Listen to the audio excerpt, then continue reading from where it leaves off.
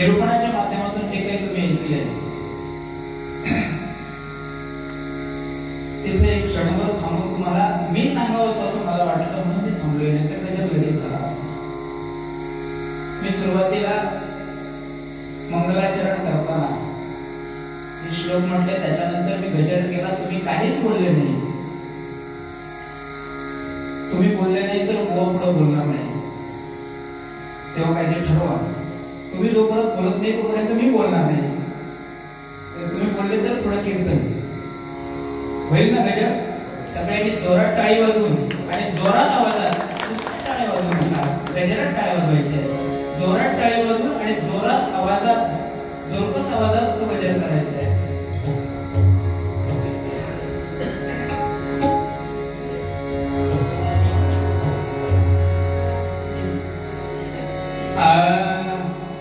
रघुपति राघव राजा राम पतित पावन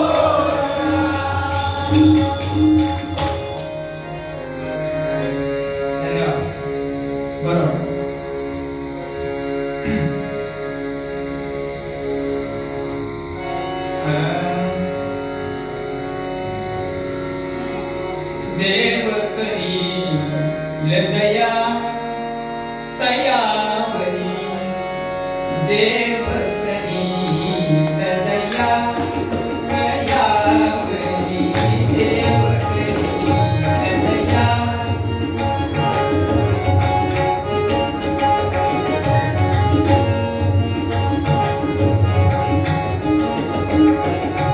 दया तयावरी स्वब्रह्मणुनी न धरी चराचरी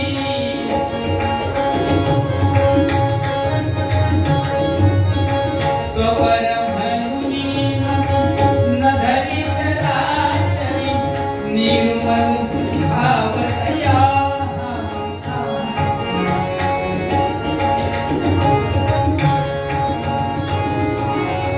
निर्मल भावतया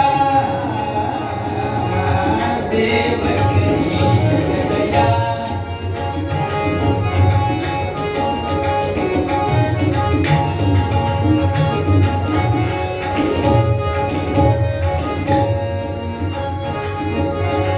तारकतो जगदीश्वर म्हणूनी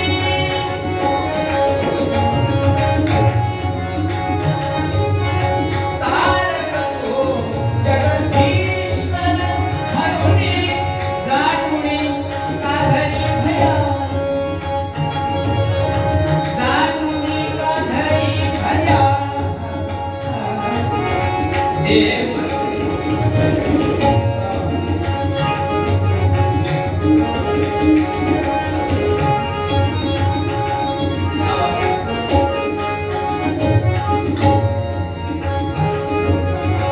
आनंद तनय म्हणे या हरी कीर्तनी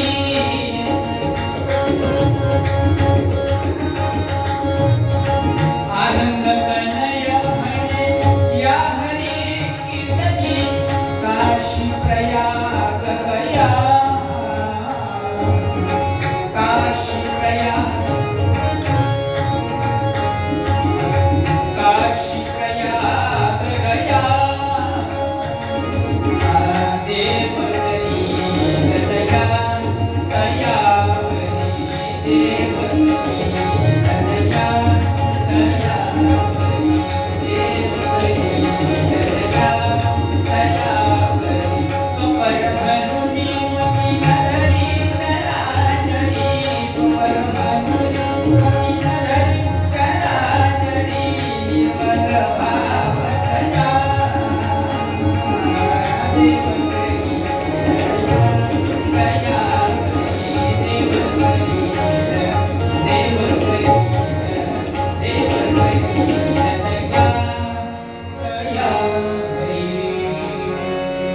नमस्ते शारदा देवी सरस्वती मध्यप्रदे वसत्वं मम विभागे सर्वविद्या प्रदा भव अवधूत चिंतन श्री गुरुदेव मंगलमूर्ती याचं कायम चालू राहणार आहे. देव करील दया तयावरी देव करील दया स्वब्रह्मणुनी मती न धरी चराचरी निर्मल भावतया देव करील दया तारकतो जगदीश्वर म्हणूनी जाणुनी का धरीसी भया देव करील दया आनंद तनय म्हणे या हरी कीर्तनी हे महत्वाचं वाक्य आहे. आनंद तनय म्हणे या हरी कीर्तनी काशी प्रयाग गया देव करील दया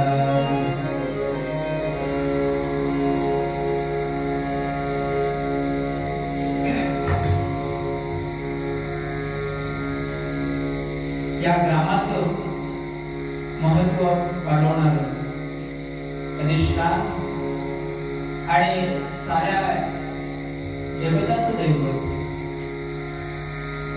विश्वचालक, विश्वाचा अधिपती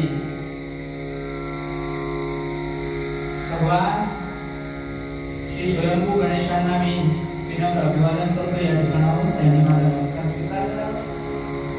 या ठिकाणची ग्रामदेवता जगदंबा माता माऊली तिच्याही चरणी नतमस्तक होतो.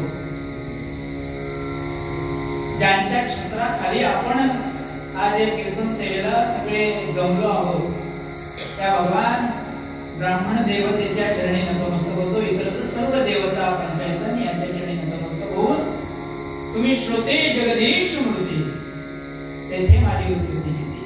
मी तो अल्पमती सलगी करीतो. समर्थांच्या वचनाप्रमाणे मी अगदी लहान आहे, वयानं सुद्धा शरीरानं तुम्ही बघताच विशेष आणि बुद्धीनं सुद्धा. तेव्हा त्या अल्पमती प्रमाणे सलगी करतोय, सलगी करण्याचा प्रयत्न करतोय. फक्त जे काय इथं निर्माण होईल, जे होईल ते सद्गुरु कृपेनं, देवतेच्या कृपेनं तुम्हा सगळ्या श्रोत्यांच्या चरणी नतमस्तक होतोय. तुमच्या प्रत्येकाच्या इच्छेप्रमाणे तुम्ही मला आशीर्वचन द्याल अशी खात्री बाळगतो. आणि कीर्तन सेवेला जे निरूपण पद्य घेतले त्या पद्याच्या निरूपणाला सुरुवात करतो.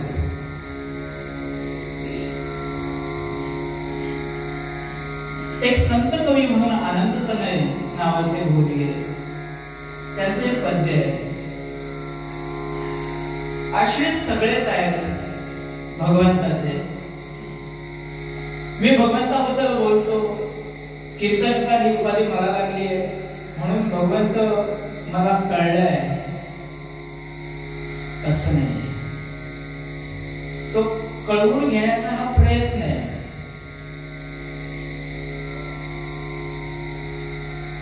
जे थोरांच्या किंवा संत वाणीतून, संत वाङ्मयातून जे आम्हाला कळलं ते तिथंच न ठेवता पुढं सरकावं या उद्देशानं फक्त मी कीर्तन करा.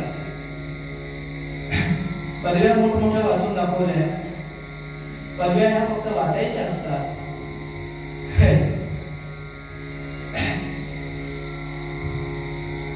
मिळवणं सुद्धा फार कठीण असतं. पण खडतर प्रवास असतो. पण तो प्रवास आयुष्यभर लक्षात ठेवून माणसानं जगायचं असतं. भगवत भक्ती ही महत्वाचा विषय आपला आजचा. कारण ज्या संप्रदायाकडून ही कीर्तन सेवा आयोजित करण्यात आलेली आहे, मी संप्रदायापुरताच मर्यादित नाही, मी पूर्ण ग्रामस्थ म्हणेन. पण ज्यांनी ज्या भगव्या पताकेचा त्यांनी वसा घेतला आणि ज्यांनी तीर्थाटन केलं, त्यांनी आम्ही जाऊन आलो, बाकीचे जावेत याच्याकरिता काहीतरी व्हावं असा कदाचित उद्देश घेऊन हे कीर्तन आयोजित केलं असेल तर तो भगवत भक्तीचाच विषय आहे.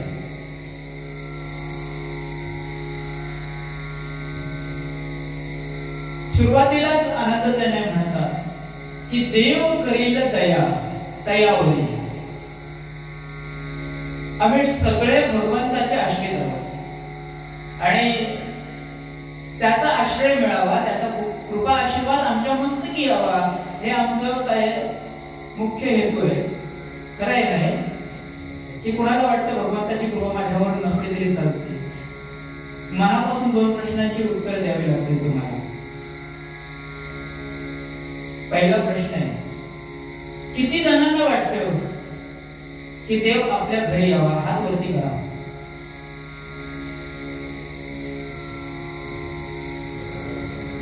बिनधास्तपणे किती जणांना वाटतं देव माझ्या घरी यावा? तुम्हाला नाही वाटत कुणाला आपल्या घरी देव यावा? आता गणपती येणार आहेत ना, वाटत ना? बरं, सगळ्यांचा हात वरती नाही झाला तरी उत्तर आहे की होय. दुसरा प्रश्न अवघड आहे, किती जणांना वाटतं मी देवा घरी जाऊ?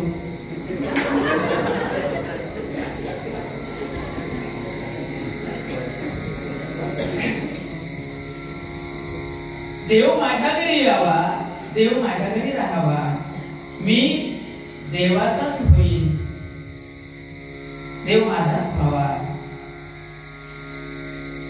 तुकारामांनी लिहिलेला अभंग भजनातून जाताना फार आनंद वाटतो.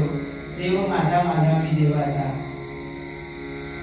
पण देवाचाच ते लावून किती जणांनी गायलाय आजपर्यंत. नाही च लावल्यानंतर मात्रा बदलतात. लावला पाहिजे.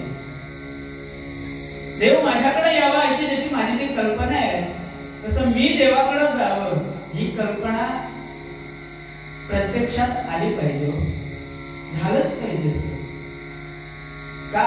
कारण पहिल्याच ओळीत लिहिलं देव करील दया.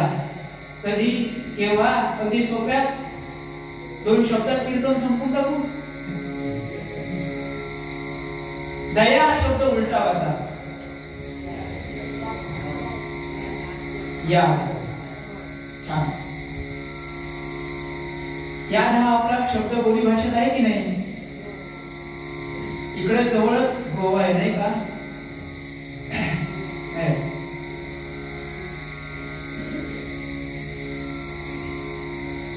तो याद येतात म्हणजे आठवण. किती फक्त काही क्षणापुरती, काही कामापुरती, काही वेळेपुरती. ही याद आयुष्यभर प्रत्येक क्षणाला आपल्या कुठं राहिली पाहिजे? इथं राहिली पाहिजे. त्याच्याशिवाय आणखी काही नाही. त्याच्याशिवाय विश्व नाही, त्याच्याशिवाय मी नाही. हे जेव्हा सातत्याने होईल तेव्हा त्याची दया होणार आहे आपल्यावरती. त्याची दया व्हावी याच्याकरिता आपण कितीतरी नवसायास करतो, कितीतरी गोष्टी त्याला देऊ पाहतो. पण या गोष्टींनी तो दया करेल ही अशक्य गोष्ट आहे. मी त्याला विकत घेऊ पाहतो, मी त्याला खरेदी करू इच्छितो.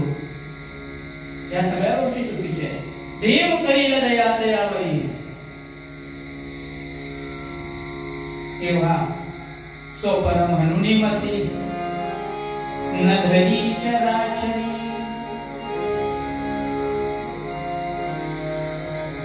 माझे पण सोडलं पाहिजे. सोपर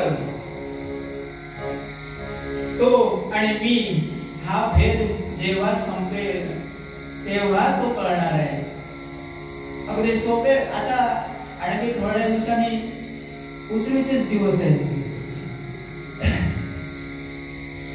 आणि त्याच्याकरिता काही क्षण फक्त काय करावं लागतं? त्रास करावा लागतो.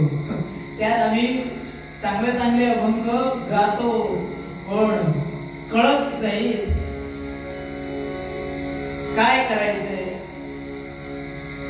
तो आणि हा भेदच नाही. तो हा विठ्ठल बरवा, तो हा विठ्ठल बरवा, तो हा माधव बरवा, माधव बरवा, तो हा माधव बरवा.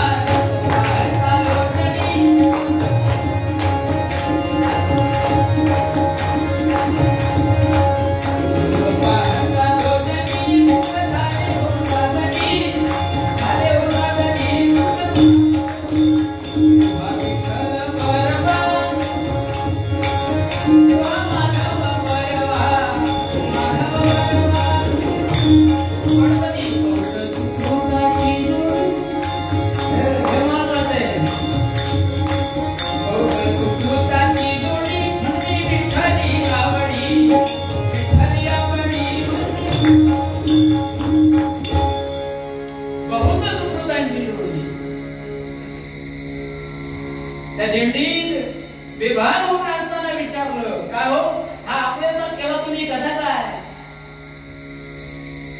काय तुमच्या बरोबर या दिंडीत नाचतोय तो? काय केलं तुम्ही? काही मोठं पुस्तक उघडून वाचून उत्तर द्यायला भाग पडलं नाही त्यांनी. त्यांनी सहज सांगितलं, जन्मोजन्मी आम्ही बहुपुण्य केले. तेव्हा या विठ्ठले कृपा केली.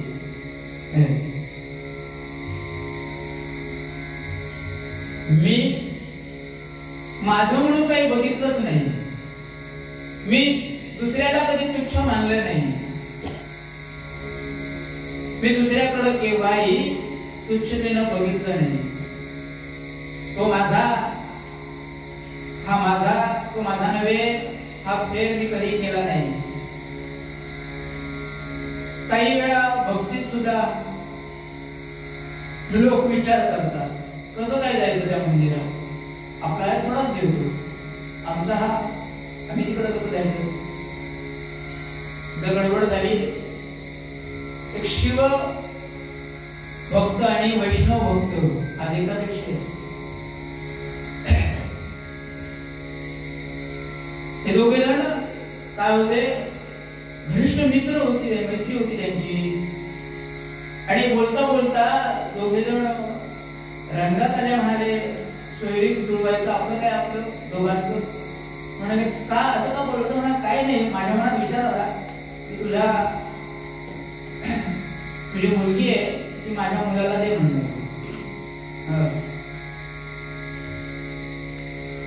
जो मुलाचा बाप होता तो वैष्णव भक्त होता, विष्णूचा भक्त, आणि मुलगी शिवाची भक्त असते. ठीक आहे, अरे एवढी आपली मैत्री आहे तर होऊ दे. आणि दोघांचे ठरलं, लग्न झालं. आणि त्या वधूचे नवतीचे 9 दिवस संपले. आणि एक दिवस ती वधू, ती मुलगी पाणवठ्यावर गेली पाणी आणायला सकाळी उठून. तेव्हा आता बटन दाबल्यावर सगळ्या गोष्टी घरात आहेत, पण ह्या धोक्याच्या घंटा आहेत ना.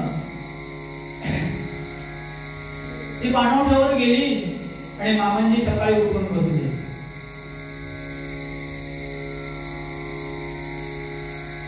ती पाणी घेऊन घरात आहे. दुसरा दिवस उजाडला. ती सकाळी लवकर उठली होती आणि सारवण करत होती. आता सारवण करायचं म्हणजे कसं, शेड सारवताना असं सारवतात ना.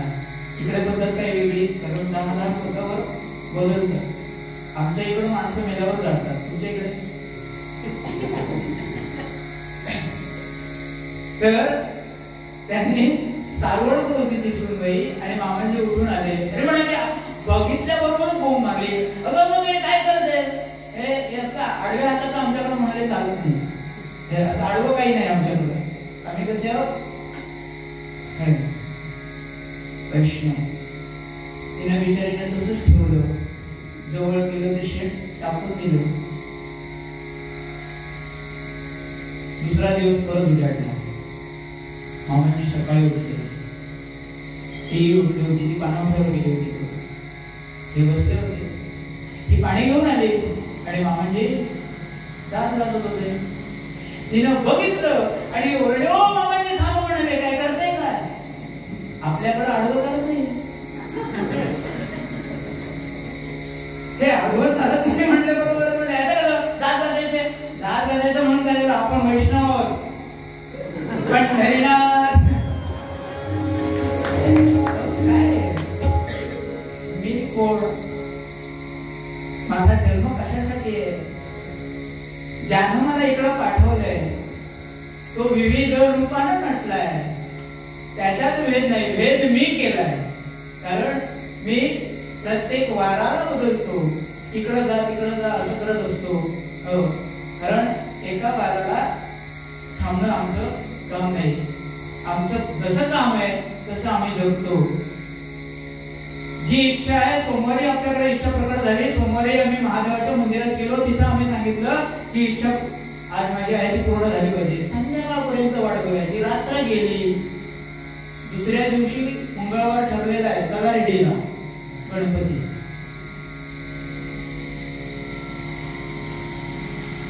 तिसऱ्या दिवशी बुधवार, साईबाबांचे मंदिर आहे, विठोबाचं मंदिर आहे, चला तिकडे. गुरुवारी दत्तात्रयांच्या मंदिरात. असे वारंवार आपण बदलतो. तो कधी बदललेला आहे का हो? किती पिढ्याना पिढ्या आपण बघतो तर आहे तसं आहे. फक्त जाणीवे करता सांगतो. पद्यकर्ते म्हणाले, काळ येई काळ जाई देव आहे तैसा देव देवाऱ्यात नाही देव नाही देवान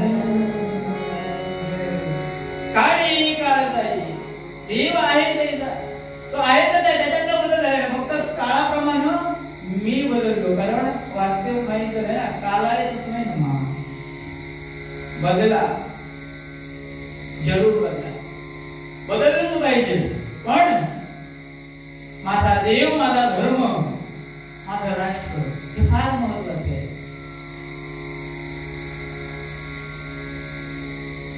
माझ्या देवतेमुळे माझं अस्तित्व आहे. आजही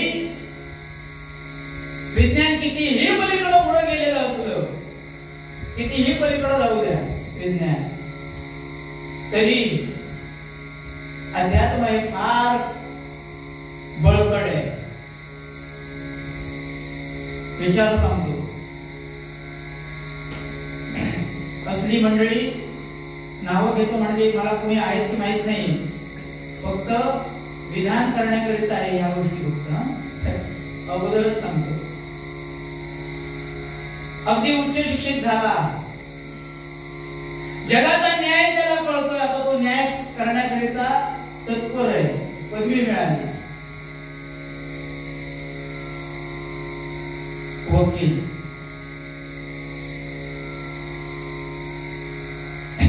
सनद मिळाल्यानंतर ऑफिस काढलं, ब्राह्मणांना बोलावलं, सत्यनारायण केला आणि सगळ्या पूजाविधी नंतर हात जोडून मागणं मागितलं. काय मागणं असतं? मागणं समजलं, सांगायला नको. दुसरा,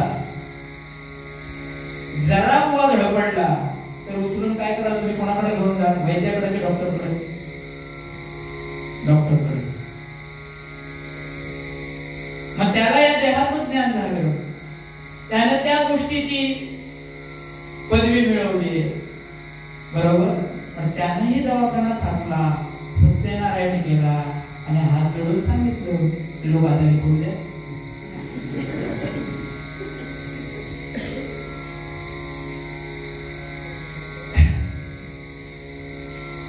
आणि त्याच्याही पलीकडे जाऊन त्याने या सगळ्या गोष्टी केल्या, त्याच्याकडे ह्या पदव्या त्याच्या पाठीवर लागल्या.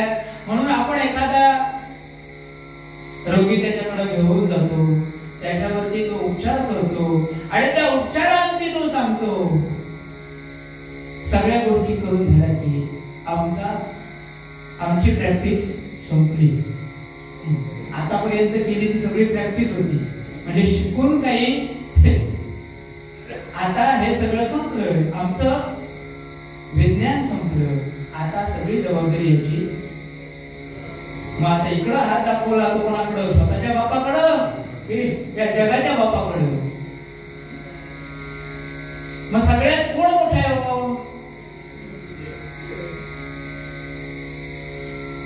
हे आम्हाला माहित असताना सुद्धा आम्ही नको त्या पायऱ्या झिजवतो. तो जळी स्थळी काष्टी पाषाणी भरलेला आहे, त्याचं अस्तित्व प्रत्येक ठिकाणी आहे. हे सगळे संत सांगतात, सगळे कीर्तनकार कोकणून सांगतात, पण आम्ही त्याचं अस्तित्व काही क्षणाला मान्य करत नाही. देव करील दया दयावरी स्वप्न म्हणून मती न धरी चराचरी निर्मल भाव दया. पुराणाचा दाखला द्यायचा तर कुरुक्षेत्रामध्ये स्वतः ज्यांनी सगळ्या गोष्टीची जाण असताना सुद्धा अधर्माच्या दिशेनं ज्यांनी आपली वाटचाल केली आहे, अशांच्या बाजूला जाऊन उभे राहिले गुरु द्रोणाचार्य. या गुरु द्रोणाचार्यांनी एकदा स्वपर म्हणून मती या शब्दाचा विचार करतोय आपण आता. असा विचार केला, अरे या 5 पांडवांसमवेत माझा एक 6वा, माझा आणखी एक मुलगा शिकतोय. एकूण 6 जणांना मी शिक्षण देतोय, पण या 6 जणांत माझा मुलगा आहे. कोणाचा? माझा.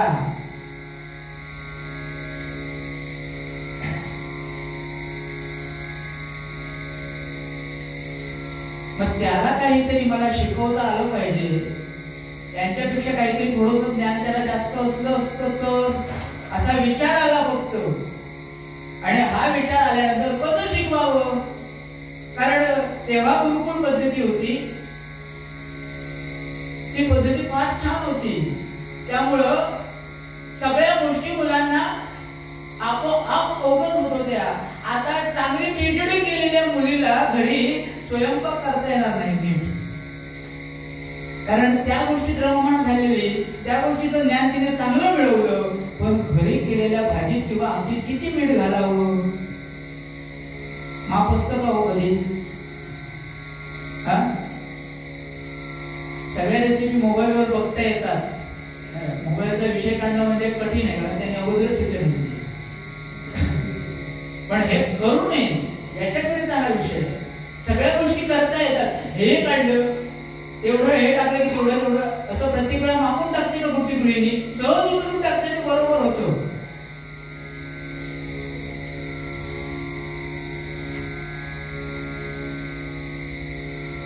या सगळ्या गोष्टी गुरुकुलात तेव्हाच्या कराव्या लागत होत्या मुलांना.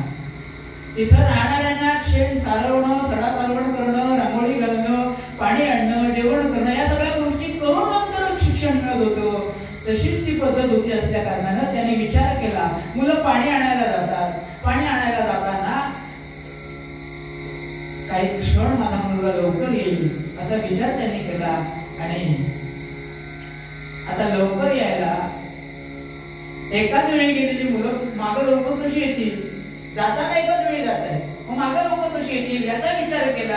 आणि फक्त एवढंच कार्य केलं की आपल्या मुलाला जी झारी दिली पाण्याची ती मोठ्या तोंडाची, आणि 5 पांडवांकडे होती ती छोट्या तोंडाची.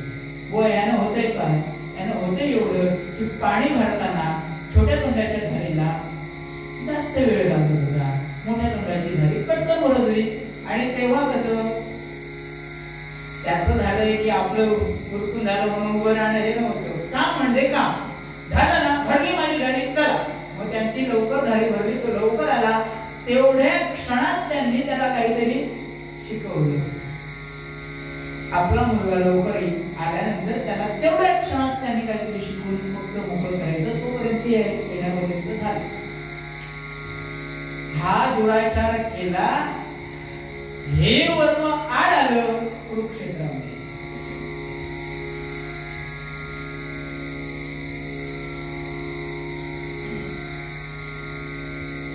धर्म फार महत्वाचा आहे. धर्म धर्म म्हणजे काय? मुळात काय केलं पाहिजे? देव जाणून घेण्याकरिता अगोदर इथून जर आता पुढे गेला, पर्यटनासाठी आलेला मनुष्य जो गणपतीच्या मंदिरात गेला, तो बेलपत्र घेऊन जाईल का? ज्याला माहितीच नाही गणपती म्हणजे काय, तो बेलपत्र घेऊन जाणार. तो बरोबर दुर्वा आणि जास्वंदीचं फुलंच घेणार. त्याला काय लागतं हे समजलं पाहिजे. त्याला बाजारात त्या खव्याचे पेढे लागत नाही. त्याला किलो किलो आणून दिलेला तुम्ही नैवेद्य त्याच्याकडे तो डुंकूनही बघत नाही. तुम्ही दिलेला तिथं कोण खाते? तुमचा तुम्हीच. त्याने कधी खाल्लेला बघितलंय का? आणि आम्ही किती अर्पण केला तरी नामदेवांसारखा तो कधी खाणार नाही, कारण त्याने खावा ही आमची इच्छाच नाही. मुळात आता गणपतीचे दिवस आहेत, आणखी थोड्या दिवसांनी 27 तारखेला आपण महागणपती आपल्या घरी आणणार आहोत आणि त्यांचं पूजन करणार आहोत. आमच्या घरी महानैवेद्य बनणार आहे आणि आमची गृहिणी सांगणार आहे काय? ऐकलं का? नैवेद्य झाला, काय करा? पटकन बोला. गणपतीला दाखवा. जोरात बोला ना.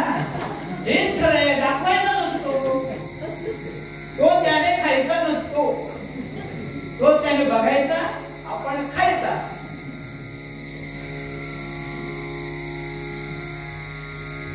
दाखवा हा शब्द आपल्याकडून जेव्हा जाईल ना तेव्हा देव मला कळला.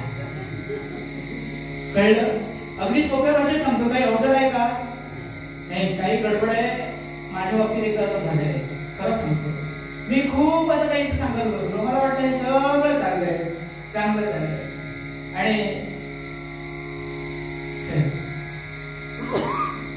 भ्रम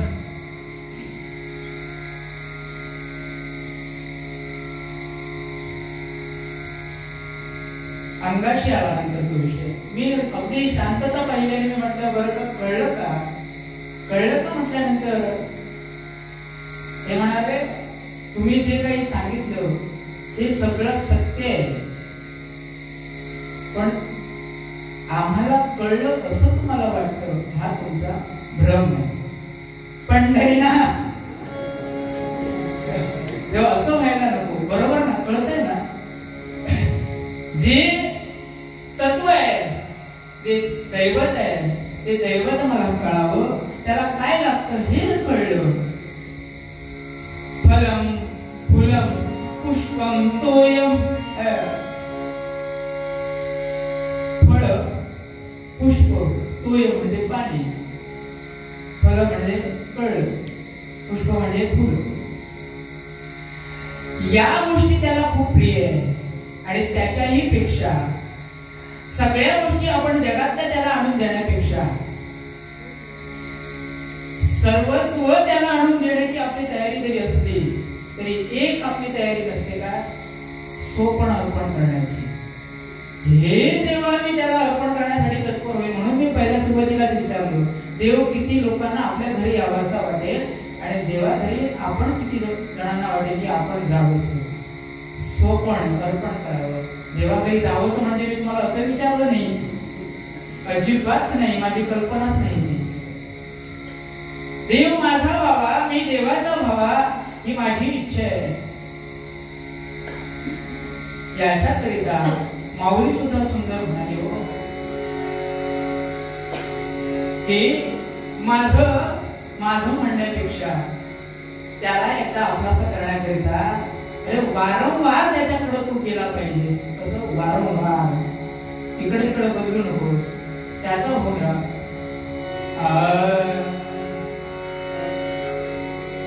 देवाची द्वारी उभा क्षण भरी, तिने मुक्तीच्या साठी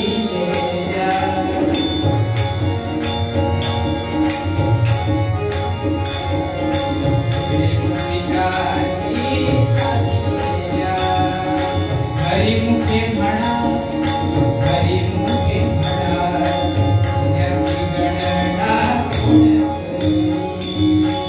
देवाची द्वारी उभा क्षण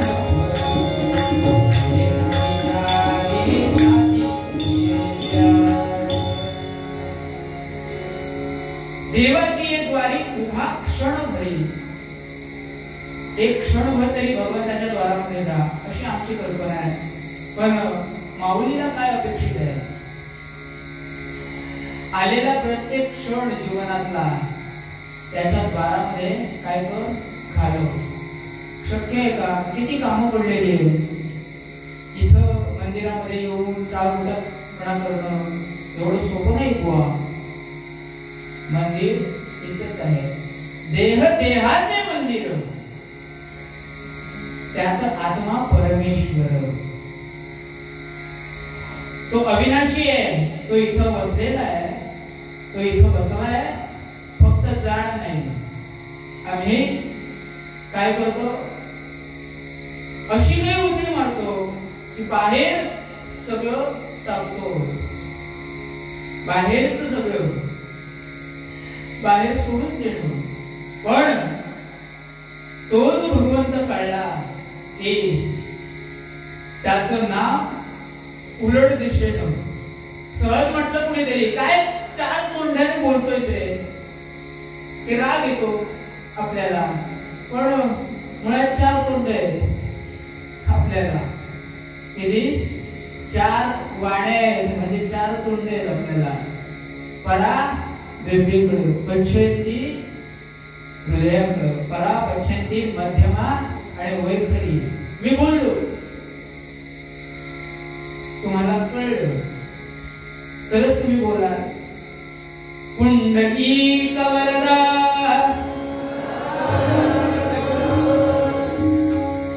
मी बोललेलं तर कळलं, हे वैखरीवरून आलं. परापश्यंती मध्यमा आणि वैखरी या 4 वाण्या आहेत आपल्याकडे. या 4 वाण्या उलट दिशेनं चालतात जागृती अवस्थेमध्ये. वाणी पहिल्यांदा परेकडून निर्माण होते, जाणीव नाही. मध्यमेकडे येतो तेव्हा आपण सहज म्हणतो, मालवणीत सांगतो, माझ्या मनात येता. पण कळलं का नाही, ते मनातच आहे. परापश्यंती मध्यमा कंठात बोलला तो आता, पण जाऊ दे. आणि बोलला की वैखरी. पण या 4 वाण्या उलट दिशेनं जेव्हा मनुष्य काय करेल, भगवंताकडे लावेल, भगवंताच्या नामसाधनेकरिता. नामसंकीर्तन साधन पै सोपे, जळतील पापे जन्मात घ्यायची. या सगळ्या गोष्टी काय आहेत, तरी आपण जे पाप पुण्य हा जो काही आपण तराजू बघतो आहोत ना, तो डोळ्याच्या दिशेनं आपल्याकडं थांबलेला आहे, तो बाजूला जाण्याकरिता या 4 वाण्या उलट दिशेने असले पाहिजे. काय करतो आपण, नामाची उसळी बाहेर टाकतो आणि भजनाची उसळी, ही नामाची उसळी वैखरीनं आतमध्ये घेतली पाहिजे, मध्यमेत रिजवली पाहिजे, पश्चिमेकडे रिजवली पाहिजे आणि परेकडे जाऊन देवा ते थांबेल. ते नाम जे तुम्ही तुमच्या आवडीच्या देवाचं कुणाचं घ्याल, ते जेव्हा ते परेकडे जाऊन थांबेल, तेव्हा तुम्ही नामसाधनेत राहण्याची गरज नाही, ते आपोआप चालू राहणार आहे. तुम्ही काही करा, तुम्ही झाडलोट करा, तुम्ही भाकरी भाजा, तुम्ही भाजी करा, तुम्ही कामधंदा करा, तुमची शेतीची कामं करा, काही ते करा, पण ते नामस्मरण सातत्यानं चालू राहील आणि भगवंताकडे ती माळ काय होईल, ओढली जाईल. ती माळ भगवंताकडे ओढली जाईल, तो ओढत बसेल. पण त्याच्या नामाची माळ रुद्र हातात घेऊन काय केली पाहिजे, वैखरीनं ते आतमध्ये रिजवली पाहिजे, बाहेर नाही. बाहेर लोकांना देखावा करण्याकरिता या गोष्टी नाही आहेत आणि करूच नका, कधीच करू नका. जगाकरिता करायचं नाही. तो करतो म्हणून मी करतो, तो सत्संगाला जातोय म्हणून मी सत्संगाला जावं, हे मोठेपण झाले. या गोष्टी स्वतःकरिता, माझा देव माझ्याकरिता, माझा धर्म मला कळायला पाहिजे, माझा धर्म जागृत राहिला पाहिजे, याच्याकरिता जगलं पाहिजे. कीर्तनाला गर्दी अजिबात उपयोगाची नाही. कीर्तनाला गर्दी माणसं गरजेची असतात.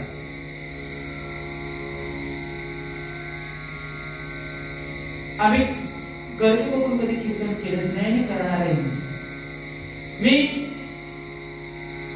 ज्यांच्या आसनावरती उभा आहे त्या देवर्षींनाच म्हणून सांगतो, कीर्तन हा विषय माझ्याकरिता फक्त देवासाठी आहे.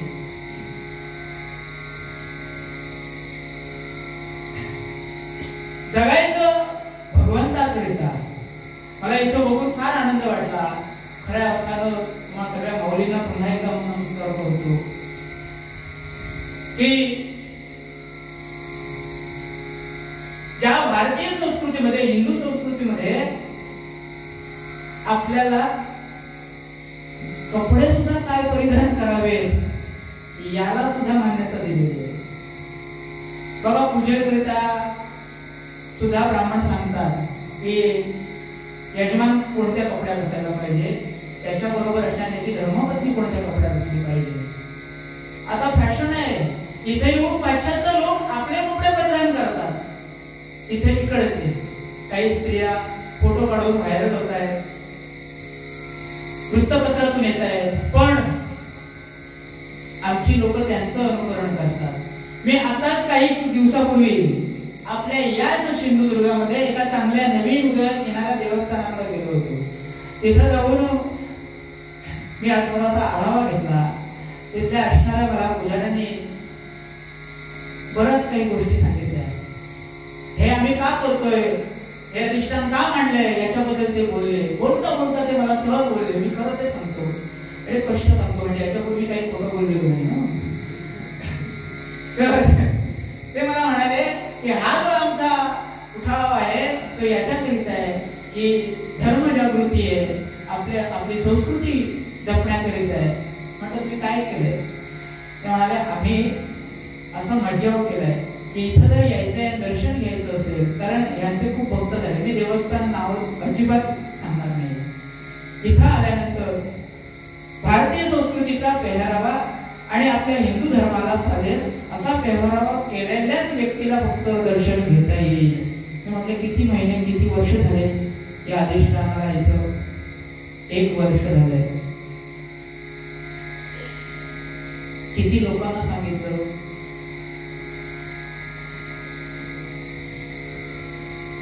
तुम्ही म्हटलं मला सांगितलं ही चूक झाली. मी माझा परिचय सांगितला आणि त्यांना सांगितलं आता ह्याच्यापूर्वी तुम्ही कोणाला सांगितलं नसेल तर आज क्षणापासून तुम्ही हे जर सत्कार्य करत असाल तर याच्या पुढे इथं नमस्कार करताना हिंदू संस्कृतीचा वेश परिधान केलेल्या व्यक्तीलाच नमस्कार करता येईल किंवा आतमध्ये प्रवेश देता येईल. हे सरळ सरळ काय करा, शुद्ध मराठीत सांगायचं तर डिक्लेअर करा.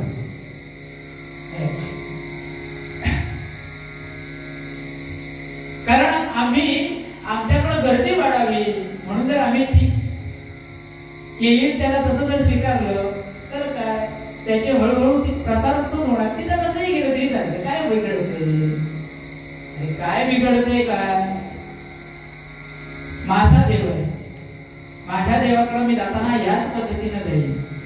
वाटतं ना मंदिरात जाताना मला आंघोळ केलीच पाहिजे. भाव आहे, भाव आहे, श्रद्धा आहे. नाही आंघोळ केल्याशिवाय मंदिरात जाऊ कसा? हा शुद्ध भाव आंघोळ करायला लावतो. जिथे शुद्ध नाही मन तिथे काय करेल? साबण. साबण बाहेरून कितीही लावा हो, मोठमोठे ऍडव्हर्टाईज असतात, पण आतमध्ये मनच शुद्ध नसेल काय उपयोगाचं? तुम्ही चांगले अलंकार परिधान केले, चांगली वस्त्रे परिधान केली, पण त्या देवाबद्दल तुम्हाला काही कळलंच नाही. मी परत परत त्याच मुद्द्यावर येतोय का की देव कळला पाहिजे, माझी संस्कृती कळली पाहिजे, माझा धर्म कळला पाहिजे. स्वपर म्हणून न धरीच्या राजा या विश्वात त्याच्याशिवाय आणखी कोणी नाही. तारक तो जगदीश्वर म्हणून वृक्षाची पानं हरी त्याची सत्ता. हा भाव जेव्हा माझ्या अंतर्यामी असेल तेव्हा भगवंतापासून मी राहणार नाही. शेवटच्या क्षणाला आणि कुठेतरी आदळलो, कुठेतरी संकटात पडलो की धावरे देवा, हे उपयोगाचं नाही. आणि हे सगळं जर होऊ नये असं वाटत असेल तर हा सगळा खटाट होता. पुढचा आनंद तनय म्हणे या हरी कीर्तनी काशी प्रयाग गया. आता मी शेवटचं वाक्य नीट ऐका असं म्हटलं होतं, फक्त 2 मिनिटं सांगणार आहे आणि पूर्वरंगात थांबणार आहे. आनंद तनय म्हणे या हरी कीर्तनी, या 2 विषय, या हरी कीर्तनी.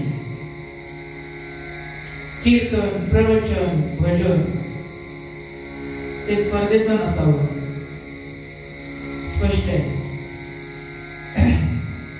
का? जिथे स्पर्धा आहे तिथे भक्ती थांबते.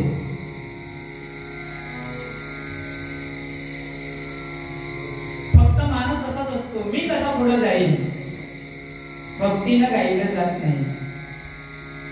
आनंद तनय म्हणे या हरी कीर्तनी, या हरी कीर्तनामध्ये. कारण या गाडीचे मालक सहज म्हणाले त्या वैकुंठनाथांना की सांग देवा कुठे आहेस तू, कुठे राहतोस तू, कुठे तुझा पत्ता काय? नाहम वसामि वैकुंठे नाहम योगी हृदये. अरे वर्षानुवर्ष लोक करतात ते, ज्यानं तुला आत्मसात करण्याकरिता आपलं आयुष्य खर्च केलं, तर म्हणजे किमान 12 वर्ष का कालावधी ज्यानं घालवला त्यांच्याकडे सुद्धा तू नाहीस. आणि नाही तू वैकुंठामध्ये का बोलतोयस काय? खरंय ना हम वसामी वैकुंठे ना हम योगी. मग आहेच कुठे? ऐकायचंय ना दादा, ऐक. मत भक्ता यत्र गायती तत्र तिष्ठामि नारदः. जेथे माझे भक्त गायन, कीर्तन, भजन, प्रवचन करतात तिथं मी आहे. म्हणजे भगवंत तिथं आहे. या हरी कीर्तनी. देव मिळायला पाहिजे ना, देव शोधायचा आहे ना. शोधण्याकरिता काशी प्रयाग गया ही तीर्थस्थळ फार मोठी आहे, पण खर्च मोठा आहे जाण्याकरिता. पण या सगळ्या गोष्टी तिथं जायला आपल्याला शक्य नाही, खर्च करायलाही जमणार नाही. मिळवायचं आहे स्वतःच्या घरात किमान 5 मिनिटं तरी देवासमोर बसाल का? 5 मिनिटं बसून जोरदार टाळी वाजवून त्या भगवंताचं नामस्मरण कराल का?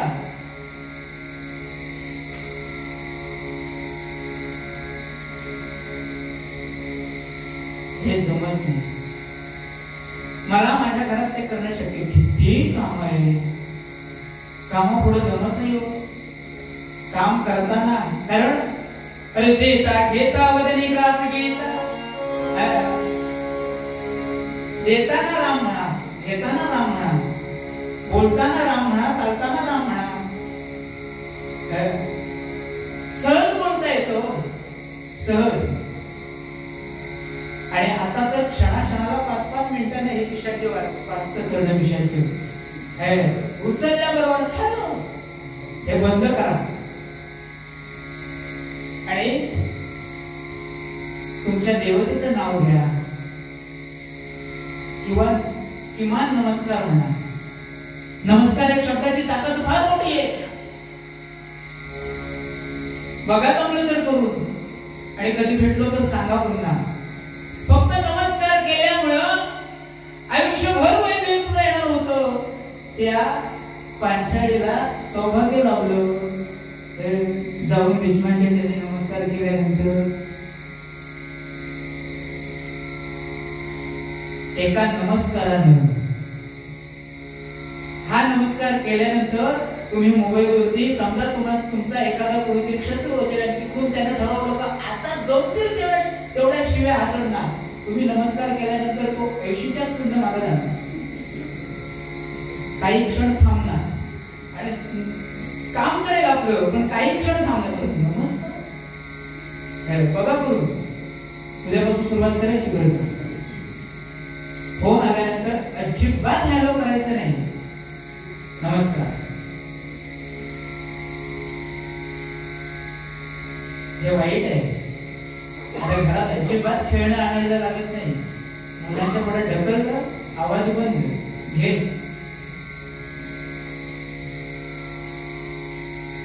या सगळ्या गोष्टी जेवढ्या सोप्या सोप्या आहेत त्या आम्ही बाजूला टाकल्या. अगदी सोप्या पद्धतीने निरूपण करण्याचा प्रयत्न केलाय. उगीच ताणून ओढून काहीतरी नाही. भगवत भक्ती हा सोपा मार्ग आहे. आणि जप तप एका जागी बसून किती काळ, यज्ञ याग खर्चिक विषय, पण सहज आनंद, सहज इतर गोष्टी करण्यापेक्षा भगवत चिंतन म्हणजे भगवत स्मरण. आणि स्मरण हा शब्द असा आहे, त्याचा अर्थ असा आहे आपल्या दुसऱ्याला कळत नाही. म्हणून कीर्तनकारांनी सुद्धा सांगताना थोडा वेळ नामस्मरण करूया असं म्हणायचं नाही. का? नामस्मरण म्हटल्यानंतर तुम्ही गप्प बसणार. तुम्ही स्मरण म्हणजे स्मरण, भजन म्हणजे जोर कस, आनंदानं. तेव्हा प्रत्येकानं ते भगवत चिंतन करणं म्हणजे स्मरण करणं गरजेचं आहे. त्याला आठवणीत ठेवणं फार गरजेचं आहे. आणि या सगळ्या गोष्टी, हे जे काही खटोटोप आहेत कथा कीर्तनाचे, प्रवचनाचे, हे भगवत भक्ती घडविण्याकरिता आहेत. आणि असल्यानंतर कधीही न चुकता ते काय केले पाहिजे, शुद्ध मराठीत अटेंड केलं पाहिजे. ते जाऊन आपण आत्मसात केलं पाहिजे.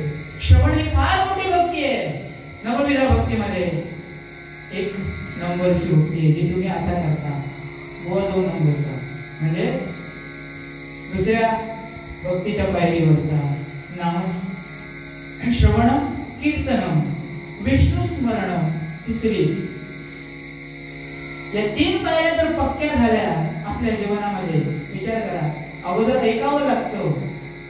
वेळ फार पुढे सरकत चालली आहे. पुन्हा योग कधी आला तर आपण नक्कीच या गोष्टींचा विचार करूया. पण या 3 गोष्टी तुम्ही पक्क्या केल्या तर 6 पायऱ्या उतरून भगवंत खाली येतो. नवविधामध्ये 9 पायऱ्या आहेत. श्रवणम कीर्तनम विष्णू स्मरणम पादसेवनम अर्चनम आत्मम सत्यम दास्यम, या सगळ्या 9 पायऱ्या आहेत. या 9 पायऱ्यांमध्ये 3 पायऱ्या पहिल्या 3 पायऱ्या श्रवण, ऐकणे, बोलणे. ऐकायचं तो कोणाबद्दल? तत्श्रवण, त्याच्याबद्दल. शेजारच्या गजाली नको.